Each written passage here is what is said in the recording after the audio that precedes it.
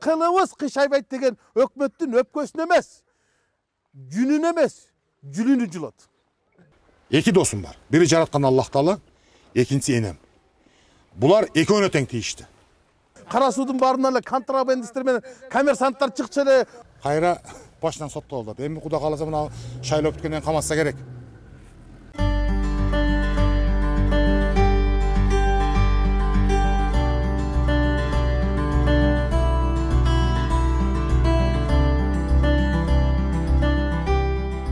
Уақытыңарды албайын, уада кылып албайын, үшүтүп деги албайын, үгүтүмдү айтып алайын деп. Үгүт менен келдим, анан үмүт менен келдим. Бул чын ушул. Камаса дагы кайраттан кайтпаган Кара суунун баатыр жигит ушул. Кадимки эле айыл өкмөт. Замир Турганбаев эним биринчи баштап берсин, анан мен өзүм жыйынтыктайын бир 10-15 минут жыйын кылабыз, анан сурооңор болсо жооп бериңер даябыз. Замир. Урматтуу туугандар, эми анча-мынча Facebook'та olsa meni görüp kalsanızlar gerek. Жана энеме тийбе деп Турциядан туруп кайрылбадым беле.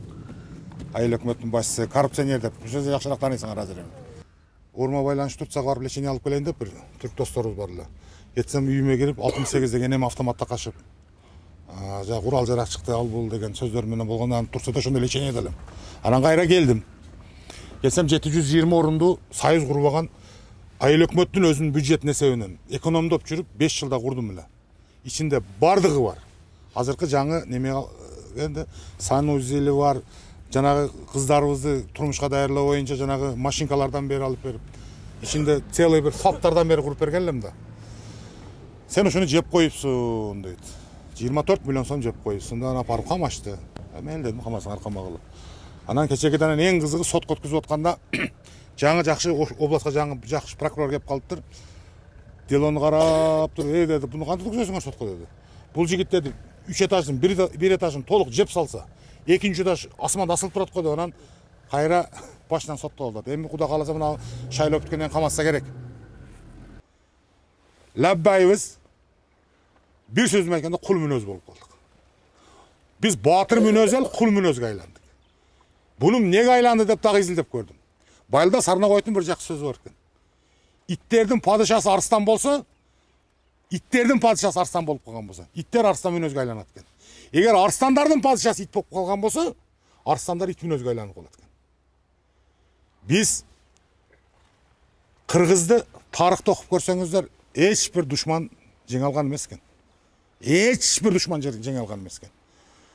Кыргызды кыргыз гана жеңген экен. Көрө албастык, чыган балдарды путка чаап жыгытмай, жанагы ушак сөз каралоо, башка кылуу ушу менен болот экен. Ошол тарых кайра кайталанат. Бүгүнкү күнү мына кече Тажикстан бизге кандай агрессия кылды? Сиздер бул жакта турдуңуздар. Ошол жерде жаткан дагы бир кыргыз, ошол жерде жаткан эненин дагы жүрөгү бар. Ошол мынандай кызды атып кетишти.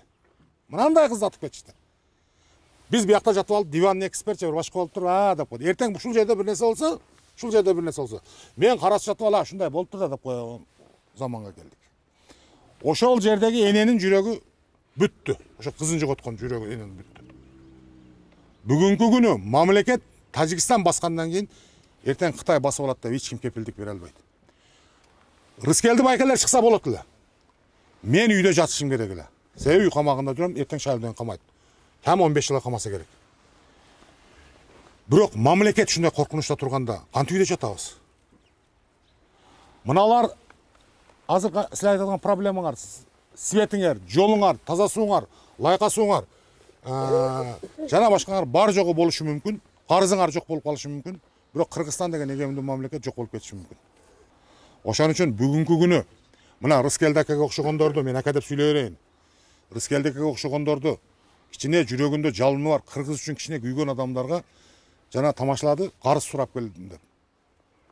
Жоого аттаныш керек булар. Илгери ата бабабыз мамлекетке коркунуч келгенде жоого аттанган. Бүгүнкү күндүн тилимен айтканда булар парламентке кирип ошол жерде мамлекет сактап калыш керек. Калган проблемалардын бардыгын чечсек болот, урматтуу туугандар. Бардыгын чечсек болот. Мен эки досум бар. Бири жараткан Аллах Таала, экинчи энем. Булар экөөнө тең тийишти. Биринчи мен төрөгөн энеме тийгизди, бул мен намысыма тийди. Одан көрө башыма алып кое берсин. Энеми коргой албаган кыргыз болгондон көрөк мен жердин асты жакшыраак болот. Экинчи досум Аллах Таала. Исламды канчалык кызмат кылды, Аллах Тааланын амри менен болду, бирок максат ажыбыздап келип, болбогон bir nerse menap gelip kamadık. Ayerде muftiydi kamap жүрдүк эле. Siz ekөөбүз күнөөлүүбүз ушуга, мойнубузга алышыбыз керек. Биз ошол нерсеге жеткизип койдук. Эртең бүрсү күнү Алла Таала өз сактасын. Менен капа болбогула. Болгонум болгондой, болбогонум болбогондой сүйлөп кое беремин. Мен кыргыздын баласымын. Анан азыр келген кандидаттардан башкасын сурап көрүңүздөр. Ырыскелдек азында эле атасы бир бай же бир башка болгон эмес. Менен сурап калышат. Кайсы институт бүткөнсүң балам, көп сүйлөйт кезинде. Мен айтамын. Мен эки институт бүткөнмүн. Бири жол куруучу бүткөнмүн. Эң главный жетимчилик деген институт бар. Айттым жана 14 жашында атам алып калган, жеп койгонмун деп. Жетимчилик институтунун кыйынчылык деген факультетин жалаң 5 окуп бүткөнмүн. Кандай сурооңор боло турган болсо, кандай көйгөй болсо, керек боло турган болсо, кыздын себеби кандай болот, баланын калың кандай, ошодон бери билемин. Себеби апам ээрчип жүрүп 5 кызды берип, өзүм үйлөнгөнмүн. Ошон үчүн кутту сиздердей эле. Сиздердин башыңыздардан кандай нерсе туткан болсо ошонун бардыгы билем. Мына жерге келгендердин бардыгы жыргаганы келбейт. Бар жогу жетишкен адам үйдө отурат. Шайлоң урганым бар, мен ишим жакшы болот. Жана турабы? Берген адамдын ар бириңер иш болсо ташымоңдот болайын. Иш болсо көчөнү кыйналган светтин неме болайын дейт. Анан азыр эркектерден мен билем, азыр эркектер бирин сууну айтасыңар. Эгер суу жок болгон болсо. Неге билесиңер ушуну дагы? Силер суу менен ишиңер жок. Себеби жеңем суу ташып кел деген узархан ташып келип койдасыңар. Ошо азыр жакыныраак келсин деп туруп, эркек киши бирин сууну айтат да. Биз айыл өкмөт болуп иштеп адамдын немесин билип калганбыз да, кандай болушун, кандай неме кылышын. Ошон үчүн урматтуу туугандар, мен ошо Атай Оштон келип, сиздерге ушул Ырыскелди байкеге, Дамирге, Канатка багып койгон атыңыздарды бериңиздер дагы. Мамлекетти коргогонго, мамлекетти бир сактап калууга ушуларга сурап гана келдим. Добуш эмес, ат сурап келдим. Ал ат бүгүнкү 21 кылымда кандай? Жанагы птичка. Азыр номерларын айтат. Ошолорго берип койсоңуздар, ушу Кыргызстан мамлекети өзүбүздө калып, жаман жашасак дагы, бирок алыгы байдын коюнда калтырап жаткандан көрө кулдун коюнда кутуруп жат дегендей, өзүбүздүн жер, өзүбүздүн мамлекет болуп калат. Менин программам ушул эле. Калган эми Ырыскелди байке көрөйүн. Биринчи бала сөз бергенде ошо, кече бул киши сүйлөп койгондон биз сүйлөй албай калат экенбиз. Ошо Ырыскелдик өзүнө берет, Ырыскелдик өзү сүйлөп берсин калган. Енді орға деймін. Урматтуу туугандар, Замиреним агынан жарылып, ачыгын айтты. Кыргыздын намысын айтты, кыргыздын тарыхын айтты. Анан аздыр көптөр айыл өкмөтүн айтты да. Мен эмсилерге кыргыздын өкмөтүн айтып берейинчи. Мен ушул шайлоого дегеле шайлоо деген балекетке, өнөкөткө 10-чу жолу катышып атам. 6 жолу шайлоочу, анан байкоочу катарсам 4 жолу, 4-чү жолу талапкер катары катышып атам да. Бирок бүгүнкүдөй кырдаалда талапкер болуп катталбай коюштун өзү бул түркөйлүк. Азыркы өкмөт жөнүндө айтайын да. Жанагы Замиреним азын-олак кеп кылып кетпеди, 400 миллиард бюджеттти көтөрөм деген Акылбек Жапаровдун өкмөт жөнүндө. Ошол өкмөттү биздин парламент курады, биздин парламент ошол өкмөттү бекитип берди. Бирок ал өзү айтып атат да, ушун 400 миллиард кылам. Эмдиги жылдан баштап мугалимдердин айлыгын 30 миңден кылам. Жаңы жылдан баштап кыргыздын кыздары мугалимдерди издеп калат деп, силер ушуга ишендиңерби? Мен Кудайга ишенем, бирок Акылбек Жапаровго ишенбейм да. Бир кездерде бул киши чыкты эле да, биз хиппикке кирсек эле кутулабыз деген. Андан кийин айтты, жок, биз койлого паспорт берсек экономикасы өнүгөт деди. Бир туруп айтты, кыргыздарды эшелон менен Москвага жөнөтүш керек, аякта жумуш ору көп экен деди. Бир туруп айтты, биз кыргыздар коррупция менен ооруп атабыз, ошону вакцинасы ойлонуп чыгышыбыз керек экен, ошону алышыбыз керек экен, ошону салышыбыз керек экен деди. Бир туруп айтты, кыргыздардын бардыгын Кыргызстандын 90% Орусияга кошулганга деп сурак жүргүзүп чыкты эле. Сурамжылоо жүргүздү эле. 90% бүгүнкү чейин даяр Россиянын карамагына киргенге деп биздин эгемендикке шек кетирди. Анан ушул киши өткөндө ушул өкмөттө ооз башы кыйшабай туруп айтып атат да. Мен 400 миллиардка жеткирем депчи. Эми мен ушул өкмөттүн ишин көзөмөлдөгөн жогорку кеңештин депутатымын да, 6-чакырыштын. Анан ошо кайдан табасың? Салыктанбы, бажыданбы, кайдан табасың? Эми биз кагаз келгенде көрөбүз да. Каяктан акча табып жок. Жок да, ушул калп айткан сөзгө бүгүн элибиз ынанып ишенип атат да. Анан ошого президентибиз Садыр Нуркожоевич ишенип атпайбы, ушу Акылбек Жапаровго. Бирок бир чети мен туура эле көрдүм, ушул кишинин келгенчи же нары кылсын, же бери кылсын да. Же элди ойготсун, же элди ойлонтсун. Бир чети туура эле жанагы өлүмдөн башканын эртеси жакшы деп коет го. Жанагы немистин Фердинанд айткандай, лучше ужасный конец, чем ужас без конца деп коет да. Бир этегине жетиш керек да. Анан шайлоо. Бизде 3 жолу ыңкылап болду, туугандар. 3 жолу ыңкылап болду. Ушул үчөө тең шайлоонун айынан келип чыкты. Ошого эки гана талапка чыккан, эки гана тарапка чыккан. Бири кадимки сиздерге окшогон шайлоочулар, экинчиси бийликтин талапкерлери жаса бийликтин адамдары. Ушу добуш сатып алып, элдин намысын сындырып отуруп, алган добуш менен ошо эл менен бийликтин ортосуна тирештер 3 жолу ыңкылап чыкты. Мен сиздерди бүгүн ыңкылапка чакырып келген жок, мен силерди ынтымакка чакырып келдим. Бул жолу биз ыңкылап жасашыбыз керек. Эгер жасай турган болсок, бул аң сезимди ыңкылап жасашыбыз керек. Мынага толук мүмкүнчүлүк бар. Эртеңки шайлоодо преференциалдуу шайлоо деп коет, же болбосо партиялык тизме менен баратабыз.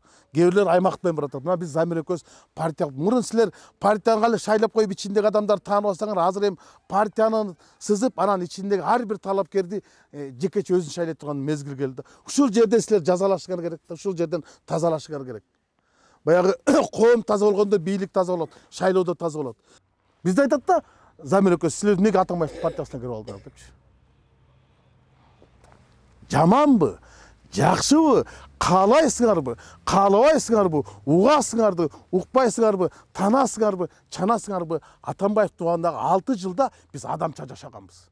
Мен ушуну айта алам. Силер деле айтат болушуңар керек. Биз адамдай жашаганбыз. Атамбаев тууганда агрессорлор келип ит аткандай кыргыздарды аткан эмес. Кыргыздын намысы ушунчалык сынган эмес. Кан жутуп какшап калдык го. Бир генерал чыкпады го. Монда чырактай балдарды атып кетти. Сыздатып кетти. Жетим жесирлер. Анан ошолордун тамы бүгүнгө чейин бүткөн жок. 36 кишинин. Анан Асман деген шаарды салып бересиз десе, ошол бийликти колдотуңуз. Ошонун партиясынын чуркап жүрүшөт. Эй, арбактар бар. Арбактар бар. Ардактуу адамдарды алдап коюшуң мүмкүн, акча берип. Бирок арбактуу адамдарды алдай албайсың. Сен тарыхты кайра тескери жасай албайсың. Тарыхты жакасынан кармап журмаласаң болот, бирок тарыхты бурмаласаң болбойт. Бул тарых деген так, илим. Ал ар бир кадамыңды, ар бир саатыңды тактап жазып турат. Биз ошол доордо жашап атабыз. Бүгүн биз калпты чың кылып жашап атабыз. Биз бүгүн бардыгыбыз эки жердеги экини 4 эмес 5 экини ишенип калдык. Пифагор күнөөлүү банда. Пифагор күнөөлүү.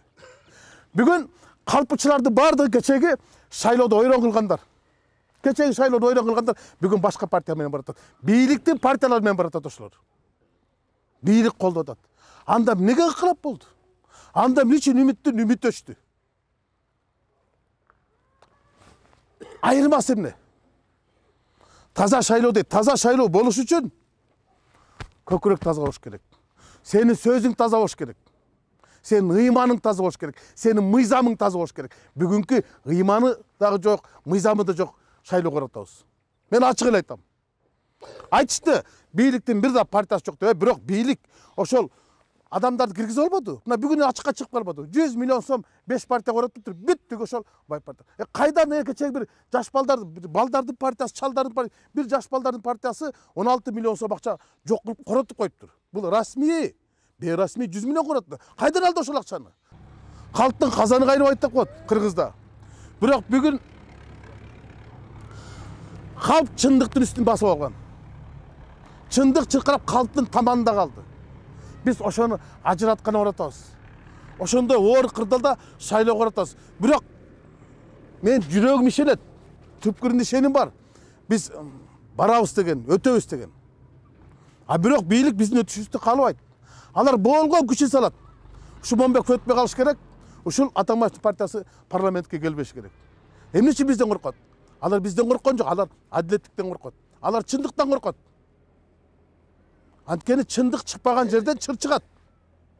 Чындык чыгып туруш керек да. Сыр чыгып туруш керек. Жок. Биз караңгы элди кармап турган алар үчүн ыңгайлуу болуп атат.